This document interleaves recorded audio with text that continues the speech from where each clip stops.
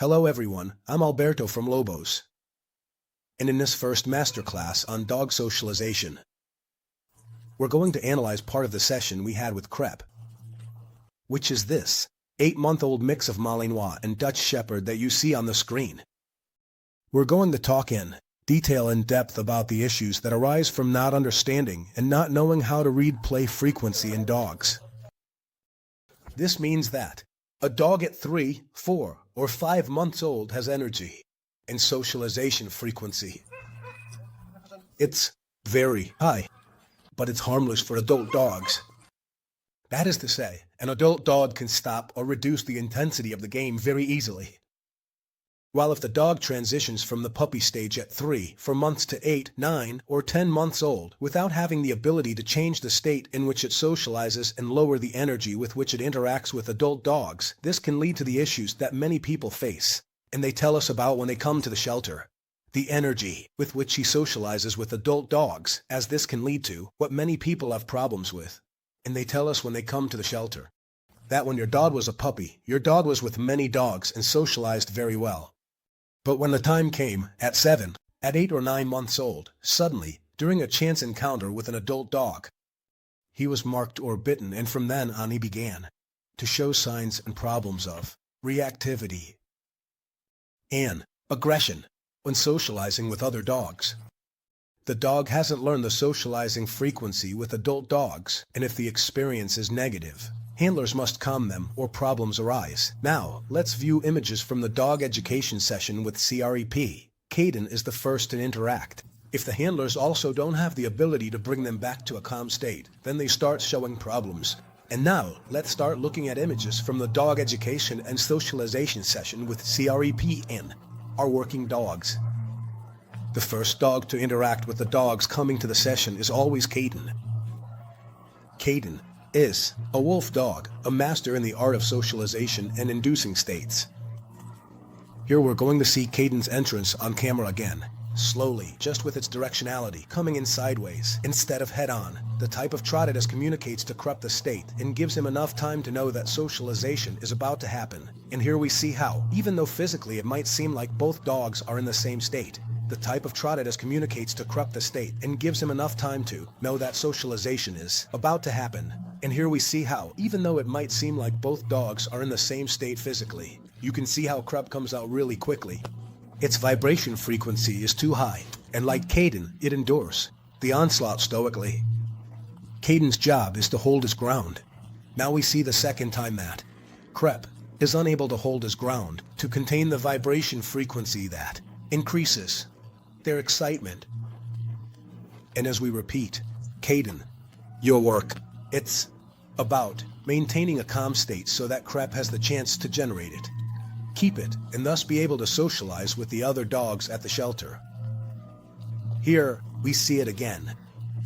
The excitement that consumes. Crep is a puppy-like excitement that can easily be mistaken for a calm state. The game. Here, we see Caden now, just as we're about to let Avon, the second working dog, loose. Here he is. Since Caden recognizes that Crep isn't ready to handle the intensity with which he's coming, Avon. And what he does is slow down and lower the intensity with which Avon has to approach CREP. And we see how he redirects her at a much lower speed and vibration frequency. Here we see him trying to stay calm, but he can't. In between the two, Avon and Caden communicate the speed at which he needs to interact.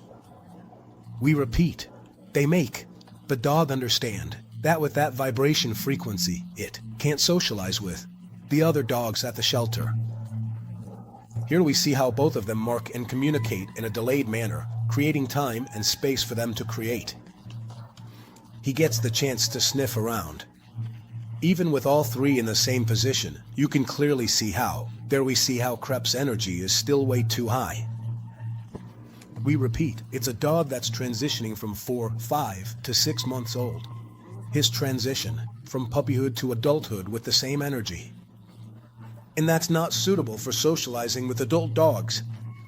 Here we see how, once again, it can easily be confused with play and Crep goes back to that state and tries to nudge Avon with his nose again, who is also staying calm.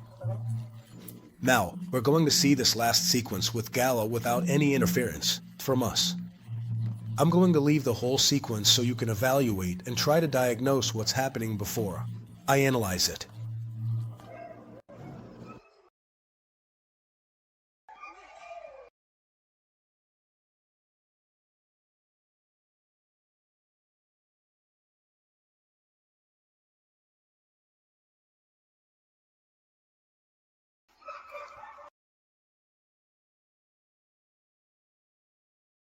That happened during the power outage.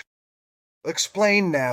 If you don't count yourself. Now we're back to the analysis. This means we are returning to a detailed examination of the data we have collected. The analysis involves breaking down information into smaller parts to understand it better, identify patterns, and draw conclusions. It is important to approach this step methodically to ensure all aspects are considered. By doing so, we can gain insights and make informed decisions based on the findings. The goal of analysis is to interpret the data accurately.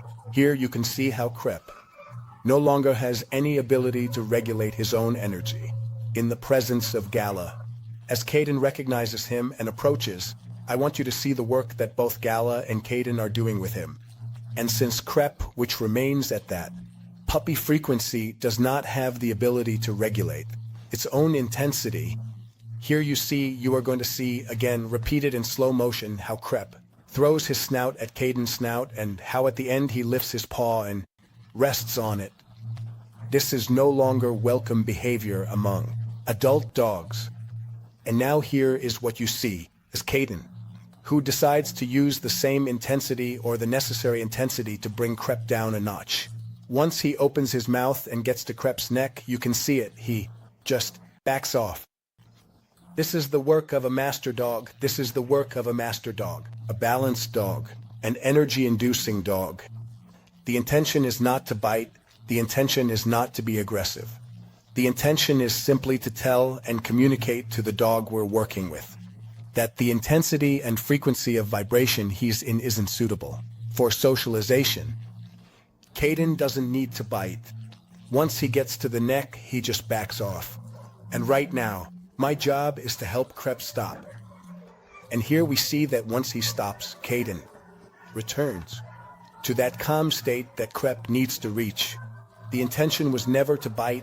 The intention was never to be aggressive, but simply to communicate the energy in which he can socialize with the other dogs. Once Crep stops, the rest of the dogs leave.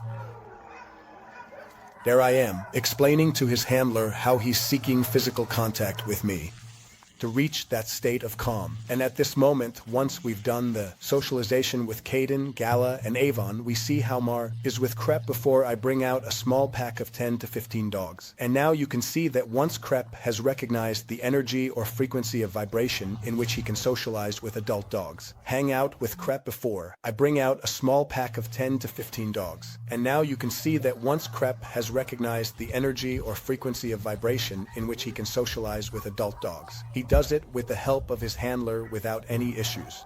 From behavior that might come from a frequency that's not suitable for socialization.